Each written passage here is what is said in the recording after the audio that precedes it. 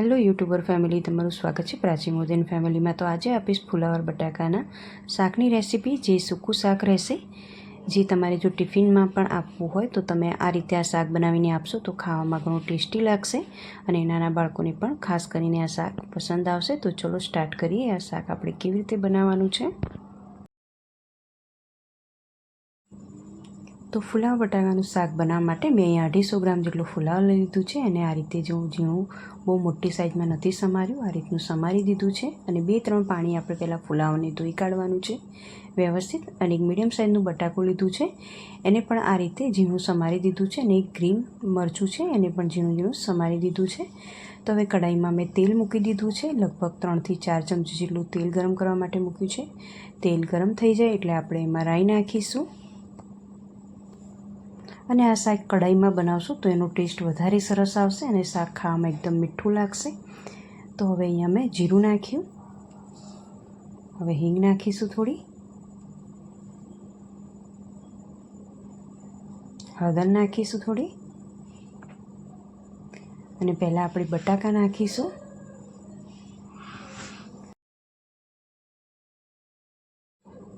અને હવે આપણે ઉપર ફુલાવર આ રીતે નાખી દઈશું।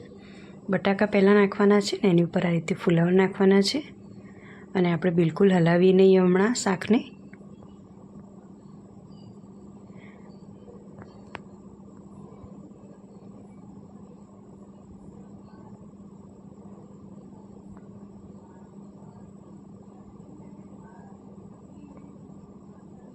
હવે આપણે મીઠું નાખીશું,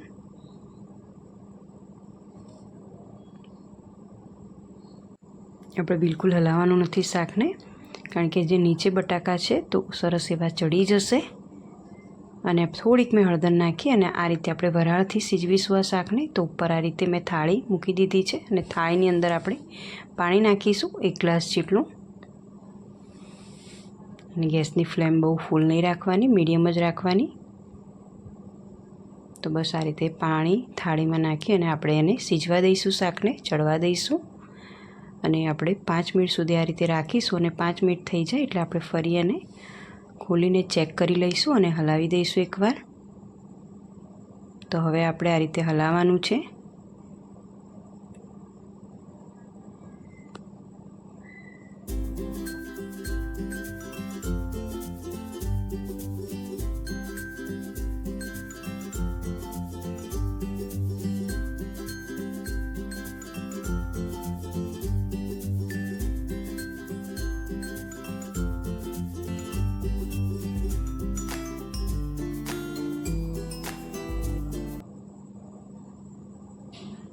તો જો બટાકા પણ થોડા પોચા પડી ગયા છે,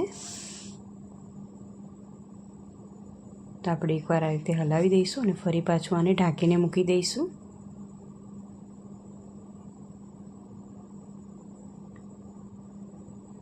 ફરી પાછું આપણે 5 મિનિટ માટે આને ઢાંકીને મૂકી દઈશું। આ રીતે થાળીમાં આપણે પાણી નાખવાથી એને ચડાવશું એટલે કે સિજવશું શાકને તો બિલકુલ ચોંટવાનો ભય નહીં રહે શાક નીચે, કઢાઈની અંદર બિલકુલ ચોંટશે નહીં। તો ફરી પાછું આપણે ચેક કરી લઈશું, 5 મિનિટ થઈ ગઈ છે, તો બસ લગભગ હવે શાક બનીને રેડી થઈ ગયું છે। અત્યારે 1 જણ ખાય એટલું જ મેં શાક બનાવ્યું છે।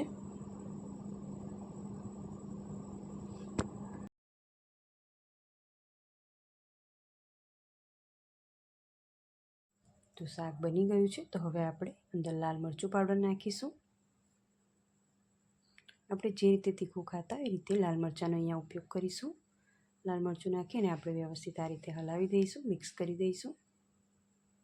જો તમને ગરમ મસાલાનો ટેસ્ટ પસંદ હોય આ શાકમાં તો થોડું તમે અડધી ચમચી નાખી શકો છો આમાં।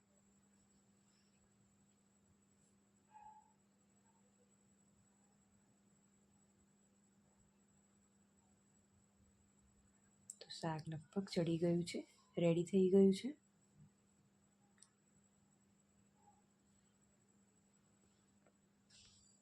તો લાલ મરચું નાખ્યા પછી આપણે લગભગ 2 મિનિટ જેવું રાખીશું અને તરત જ ગેસ બંધ કરી દઈશું અને થોડીવાર માટે આપણે એને ઢાંકી દઈશું।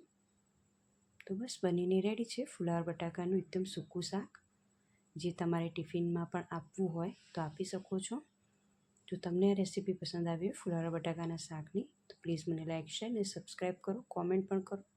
તો ચલો મળીએ એક નવા વિડીયોમાં નવી રેસીપી સાથે. ત્યાં સુધી આવજો. જય શ્રી કૃષ્ણ.